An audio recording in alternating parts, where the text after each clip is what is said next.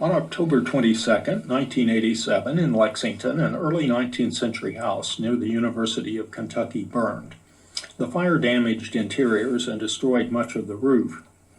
The building had been loosely associated with early American architect Benjamin Henry Latrobe since at least 1917. But in 1946, architectural historian Clay Lancaster formalized the connection by discovering Latrobe's original but unlabeled drawings for the Lexington house in the Library of Congress. The drawings are a sheet of elevations. The popes chose the two-story version. There was an alternative three-story version, which we see below.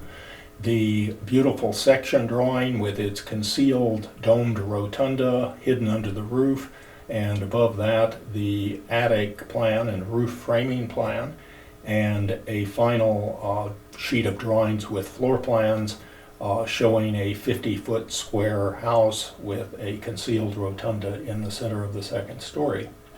Even with the architect's drawings, however, the house had been so altered by multiple remodelings that determining its degree of fidelity to Latrobe's designs was difficult. Soon after the fire, the Bluegrass Trust for Historic Preservation purchased the house to save it from certain demolition. This initiated a journey of research, conservation, and restoration that has proved the house as originally built to be very close indeed to Latrobe's drawings. Further, it is his finest surviving domestic design. It is also his best documented house, as not only Latrobe's drawings, but his letters to the clients and their Lexington contractor, dated between 1810 and 11, survive in the Maryland Historic Society. Latrobe, shown here in a portrait of 1804 by Charles Wilson Peale, was born in England and trained as both architect and engineer. He emigrated in 1796 to the United States and became the star architect of the new American Republic, working with its leaders such as Thomas Jefferson, James and Dolly Madison, and James Monroe to give physical form to the country's fledgling democratic institutions. His monumental work at the U.S. Capitol building, and here we see his old Senate chamber and here his old House of Representatives chamber, produced some of the finest neoclassical spaces of the period, while boldly identifying the world's newest democracy with those of ancient Greece and Republican Rome. By training pupils, Latrobe also founded the American architectural profession. 6 generations later, his office genealogy produced Frank Lloyd Wright. Latrobe met his clients for the Lexington House in Washington, D.C. John Pope, who we see here in a copy of a portrait by Matthew Harris Jewett, was a Kentucky lawyer and politician who arrived in the new federal city in 1807 as a senator from Kentucky. Being from the West, Pope supported then-President Jefferson's plans for internal improvements, a national infrastructure of roads, bridges, and canals. Pope and Latrobe became friends and worked closely together on these plans. Senator Pope married Eliza Johnson in Washington in 1810. This is a rather wooden copy of a now-lost childhood portrait of her. Eliza grew up in England and France while her father held diplomatic posts there. Her mother was English and entertained a glittering international crowd. Both John Pope and Eliza Johnson dined at the White House with Thomas Jefferson, and, though her family was not wealthy, Eliza's older sister, Louisa Catherine, married John Quincy Adams and eventually became First Lady, though that was after Eliza's death. Eliza seems to have been the principal client for the Lexington House. She carefully kept the construction process on track, and Latrobe, in a letter, credits her collaboration, saying that he followed her suggestions, quote, very much to the improvement of the building. This Kentucky couple was the most adventurous domestic client of Latrobe's career. In addition to his extraordinary contributions to America's public architecture, Latrobe invented a rational house for America, a new domestic type for the new republic. The architect began with an Enlightenment scientific critique of standard large American houses of the period, which generally had partly submerged basements, central stair halls, and rear kitchen service wings, or Ls. And here we see Liberty Hall in Frankfort, Kentucky, a house of the 1790s that typifies large houses of the period. Latrobe's criticisms of this house type were environmental, functional, and social. He felt that partly submerged basements created poorly lit and ventilated spaces below and caused the raised main or first floor to be approached via an uncovered exterior stair made dangerous by the American climate with its frequent rain, snow, and ice. Latrobe disliked central stair halls, which he called turnpikes, and common sewers for their indiscriminate mingling of different functions and populations. A space, for example, where family members and guests could encounter servants carrying dirty linens and chamber pots from the upstairs bedrooms. But the architect reserved his greatest animus for American service wings, or Ls, which he felt defaced one of the facades of the house and created an unsightly rear service yard that destroyed views from principal rooms. The L wings also consumed excess materials and roofing to build. Finally, because this plan lengthened circulation within the house, Latrobe called it the frying pan plan, the house being the pan and the extended wing, the handle. And here is a spoof sketch that he included in a letter of this situation. The Polk Villa, and here we see the facade as it was actually built with 3 great triple windows, exhibits Latrobe's rational house solutions. He raised the partly submerged basement entirely out of the ground, creating a low basement entry story with few exterior steps. He then raised the principal public spaces to the upper or second story, approached safely via protected interior stairs. The final front elevation, with its small windows below and great triple windows above, reflected this functional and spatial distribution. It perhaps originated in Italian Renaissance palazzos with their piano nobile, or principal floor, on the second level, a functional distribution that survived into some 18th century London townhouses. But in the United States, this distribution of spaces and functions seemed upside down. At the Polk Villa, and here we see a detail of the first floor plan, Latrobe eliminated a central through stair hall by displacing the main stair to the left with a smaller concealed service and family stair to the right. Finally, Latrobe deleted the awkward American service L at the Polk Villa by folding its functions, including an internalized kitchen, wash and bake house, and servants' quarters, into the rear of the low basement story.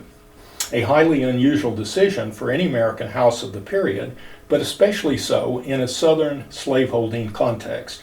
The house servants, probably enslaved African Americans, thus lived and worked in the main house with the Popes, rather than in the more usual detached quarters.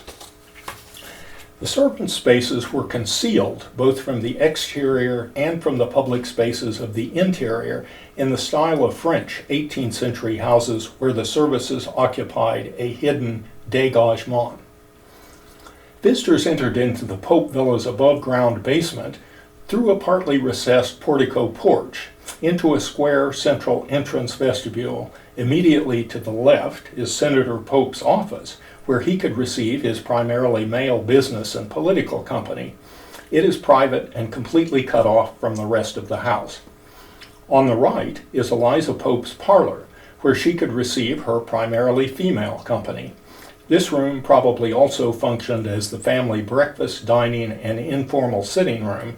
It is carefully connected to the pantry, the private stair, and the service spaces so that it functioned as Mrs. Pope's nerve center for running her house.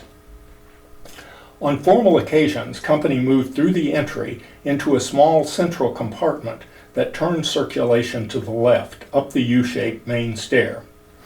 The kitchen and service rooms were hidden behind. In the second story were the 3 major entertaining rooms, including the circular top-lit rotunda and curving back-to-back basilica-like drawing and dining rooms, connected in a tight triangular circuit. Latrobe theorized that 3 rooms best accommodated American entertaining needs: 1 room for music and dancing, probably the rotunda, 1 for cards and conversation, probably the dining room, and 1 for dining and the drawing room rather, and 1 for dining and refreshments. The service stair connects the kitchen to the second-story butler's pantry adjacent to the dining room. It was here that cooked food approached the dining room and dirty dishes were carried away. Across the back of the second story are 3 rooms, 2 corner bedrooms and a smaller central antechamber that may have functioned as a nursery or an upstairs sitting room. The right-hand bedchamber is labeled PR, or principal. It must have been the Pope's bedchamber and connects easily to the private stair, shared by the Popes and their servants on a daily basis, and to Mrs. Pope's household parlor on the first floor. At the Polk Villa, Latrobe essentially created 3 distinct sets of spaces. First, the concealed servants' dégagement in the back of the second story. Second, the private family spaces. And third, the formal route from the front portico up the principal stair to the entertaining rooms. Of these 3 sets of spaces, the one lowest in the spatial hierarchy in the minds of Latrobe and the Popes is the concealed service dégagement. In Latrobe's rational house, it allowed the elimination of the awkward and visible service wing and allowed the kitchen and servant spaces to be at once hidden and more efficiently located within the house. The trim and finishes of these service rooms were originally the simplest. Also, while the servants' main work and living spaces all have exterior windows for light and air, their stairs, passageways, and circulation spaces are interior and lit by borrowed light through internal windows, and here we see that condition in a detail of Latrobe's section of the house. This shadowy hidden realm, occupied by minorities, mostly women and slaves, is now benefiting from further research by Dr. Amy Murrell Taylor and her students at the University of Kentucky. It is, in the current scholarly climate, probably the most interesting of the villa's 3 sets of spaces. The private and semi-private family rooms of the Polk Villa comprise a second set of spaces that had, in the minds of the architect and clients, an intermediate status in the spatial hierarchy. They contained higher levels of trim than the service spaces. The 2 bedchambers and central ante-room nursery across the back of the second story are part of this family set, as are Senator Pope's office and Mrs. Pope's household parlor at the front of the first story. Latrobe and the Popes viewed the third set of spaces, that of the public entry principal stair and upstairs entertaining rooms, as the most important in the villa's hierarchy, and they gave them the most complex spatial development and most elaborate finishes. And here we see that route in an axonometric drawing. These spaces constitute the most sophisticated spatial sequence to survive in any house of the federal period, a sequence not equaled in any American house until those of Frank Lloyd Wright in the 20th century.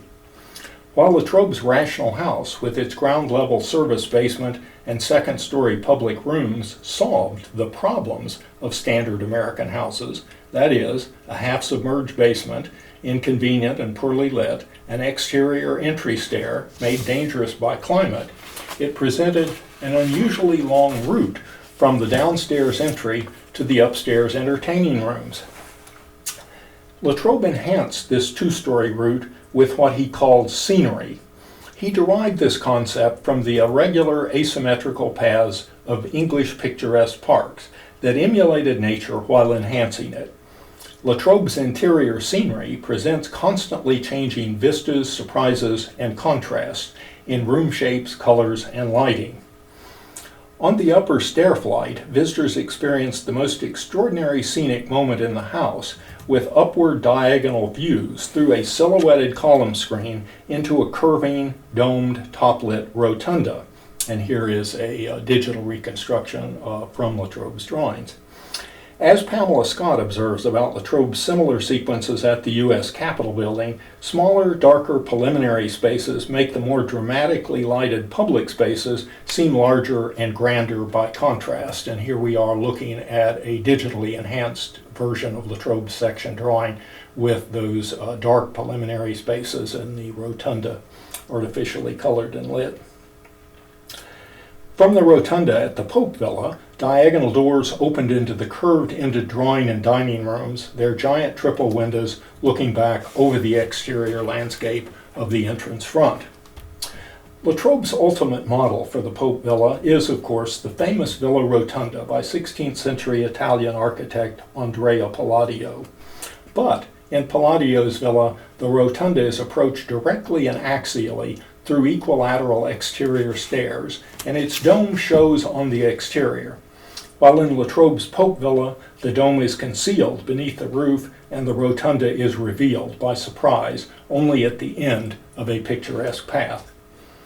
Latrobe's scenic route at the Polk Villa, in fact, echoes in miniature his similar route at the U.S. Capitol building from the east portico up a U-shaped stair into a domed, top-lit rotunda that served as vestibule to the House of Representatives on the south and the main rotunda on the north.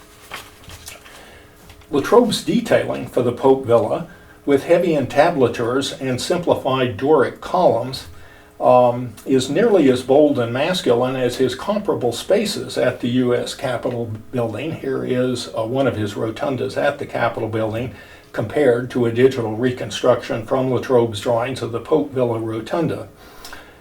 The Popes, however, particularly Mrs. Pope, along with their local builder, Asa Wilkes, made the interior detailing of the Polk Villa more delicate and feminine.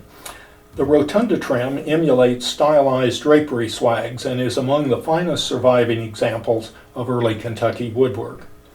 The Popes must also have requested an arch between the stair and rotunda, and here we see that arch during part of the restoration process when the plaster walls of the apartment remodeling were removed. It was thought that this arch precluded a column screen, but recent evidence suggests that a delicate column screen with a floating entablature possibly did exist in this arched opening between the stair and the rotunda. While the scenic main route at the Polk Villa resembles similar sequences by Latrobe at the U.S. Capitol, the comparisons between the two buildings go farther. The Popes, of course, knew both Latrobe and the Capitol well. Their villa includes some of Latrobe's favorite, but not always executed ideas for the Capitol. Latrobe's work at the Capitol building came in two campaigns, interrupted by the War of 1812, and here we're seeing with the west front down, which makes the plan upside down as Latrobe labeled the rooms, but we're seeing the old House of Representatives on the right, the Senate on the left, the rotunda in the center. Beginning in 1803 for Thomas Jefferson, Latrobe worked within a partly pre-existing shell. The older outer walls were not well built, so that Latrobe's new spaces and routes could not bear upon them. In fact, Latrobe's new masonry construction was self-supporting while connecting to and reinforcing the old outer walls. Like the Polk Villa, Latrobe's dramatic and asymmetrical interior scenery at the Capitol did not always correspond with the exterior composition, and here we see one of his renderings for the exterior. Also, like the Polk Villa, and like Latrobe's Rational House generally, the Capitol building was a piano nobile composition with a low basement entry story and with the principal public spaces in the main story above. Many of Latrobe's sequences at the Capitol were thus three-dimensional routes that rose picturesquely from the shadowy basement story up toward grander top-lit spaces. And here we see one of Latrobe's rotundas at the Capitol building as one approaches it from below, very much like the Polk Villa rotunda would have been. Later Capitol architects, like Charles Bulfinch, who succeeded Latrobe in 1818, had little sympathy for Latrobe's brilliant, picturesque scenery, criticizing his complex circulation and complaining that his staircases were dimly lit and hard to find. Bulfinch simplified Latrobe's complex sequences, as in the House of Representatives route discussed earlier, by bringing the stairs into the open. Latrobe's deep commitment to his picturesque sequencing may result from causes beyond its visual and dramatic practical lighting capabilities. At the Capitol, he developed his designs within pre-existing circumstances that he enhanced, like perfecting picturesque scenery in nature, while simultaneously acknowledging its existing spirit or genius loci. Latrobe was also aware of the political implications of the picturesque in terms of natural rights and democracy. While several of Latrobe's best spaces remain in the central block of the U.S. Capitol, the alteration of his picturesque circulation routes leaves those spaces without the carefully sequenced approaches that the architect planned. This means that a fully recreated public route at the Polk Villa would restore the kind of spatial experience no longer available at the Capitol. But the connections between the Polk Villa and Latrobe's designs for the Capitol go yet further. In his earliest buildings, Latrobe began to experiment with what might be termed his embedded temple motif. The 18th century British picturesque park, in addition to its sophisticated natural sequences, also provided a stage for the revival of antique building types like Greek Doric and Ionic temples as lenses for viewing the landscape and focal points to be viewed within the landscape. In his English country houses of the 1790s, such as Hammerwood Park and Ashdown House, Latrobe began to bring these temples from the landscape and to embed them within the facades of his houses. And here we see the interior of the Ashdown Temple. By the time he designed the Polk Villa in 1810 and 11, Latrobe had gained great sophistication in the integration of these antique building types into his plans. At the Polk Villa, he embedded 3 antique building types along his picturesque public route. The first-story entry is a partly embedded Doric temple. The second-story rotunda is a fully embedded Pantheon-like Roman domed temple, and the back-to-back drawing and dining rooms are like Roman basilica forms with shallow half-domes. Latrobe's designs for the Polk Villa in 1810 and early 1811 correspond with the later phases of his first campaign for the U.S. Capitol building. One of the architect's most creative moments came in the latter stages of the first Capitol campaign, when he proposed to redesign the pedestrian entry on the building's west front facing the mall. To better accommodate visitors and more fully integrate the building into its sloping site, he proposed a Greek Doric temple in a detached structure or armature flanked by 2 doorkeepers' houses for security, hidden behind blank masonry walls, flanking the temple portico. This is a detail drawing of that temple front. Here it is, as he envisioned it on the west elevation, sitting at the lower portion of the Piano Nobile. And here we see composite drawings that Latrobe either never executed himself or that do not survive of the architect's favored Capitol plans from the first campaign, with the Doric temple added below. It's at the very bottom of the drawing. Only in 1817, late in Latrobe's second Capitol campaign, a forced expansion of the building's west front to accommodate more Senate offices and an enlarged Library of Congress finally caused the architect to abandon this favored western temple entry. This temple entry would have celebrated the uphill arrival of visitors to the building's basement story. From there, a picturesque route through dimly lit lower spaces would take visitors up into the principal rotunda on the second story, with access to the Senate and House chambers, which are themselves modified basilica spaces with half domes. The larger House chamber was a double-ended basilica in plan. It is on the right of this plan in the second story, forced upon Latrobe against his wishes by Thomas Jefferson. In his second Capitol campaign of 1814 to 17, the architect finally substituted the grand half-domed space for the House of Representatives that he had preferred for years, and here we see that half-domed space inserted on the right. Thus, Latrobe's ideal for the main sequence and spaces of the U.S. Capitol building was to enter the low basement story through a Greek Doric temple, to rise from basement into the great rotunda on the principal story, and from thence to the Greco-Roman theater basilicas of the House of Representatives and the Senate. The architect perhaps intended an historical chronological progression from the lower, earlier Greek temple form upward into the Roman-style domed rotunda and half basilicas. Latrobe designed the Polk Villa simultaneous with the latter phases of his first capital campaign, and it reflects, in a more ordered way, his favorite partie or concept for the capital, a lower Grecian-style temple entry with a perfect arrangement of rotunda and half basilicas in the second story above.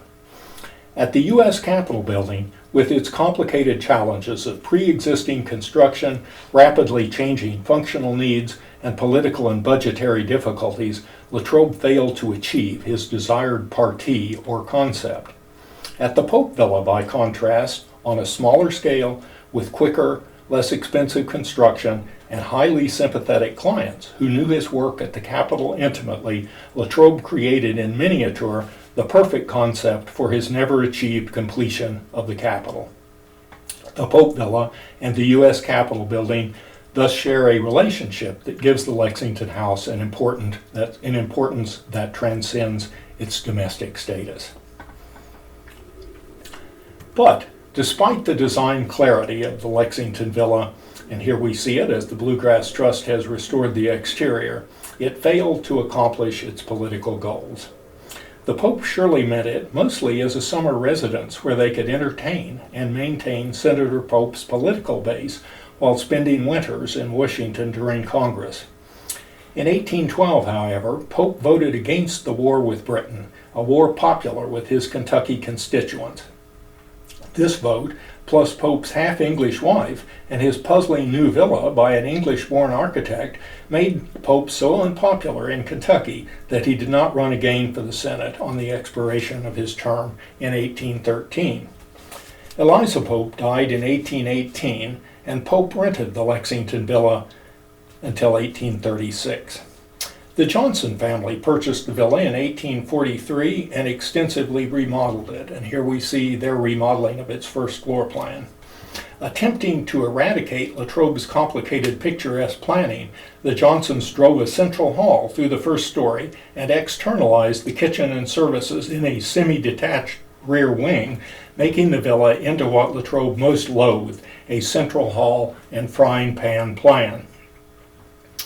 The next major remodeling of the house came in 1865 when the Woolfolk family bought it. They rebuilt it in an Italianate style while attempting to eradicate the external evidence of Latrobe's upside-down rational house, with its private functions and smaller windows below and its public functions and grander windows above. The Woolfolks added bay windows and a cast-iron veranda to increase the visual importance of the first story while bricking in the large second-story windows to make them smaller. In 1916 and 17, developers transformed the villa into a genteel apartment building with 4 units. Through the 20th century, the number of apartments increased, with the villa interiors being progressively subdivided. By 1987, the villa contained 10 student apartments. In that year, it caught fire and burned. The building was drifting toward demolition when the Bluegrass Trust bravely stepped in to save it, initiating 3 decades of research, conservation, and restoration work. The BGT, a small but spunky organization, is thus preserving a major piece of American architecture and, from a purely design point of view, the most important house to survive from the Federal period.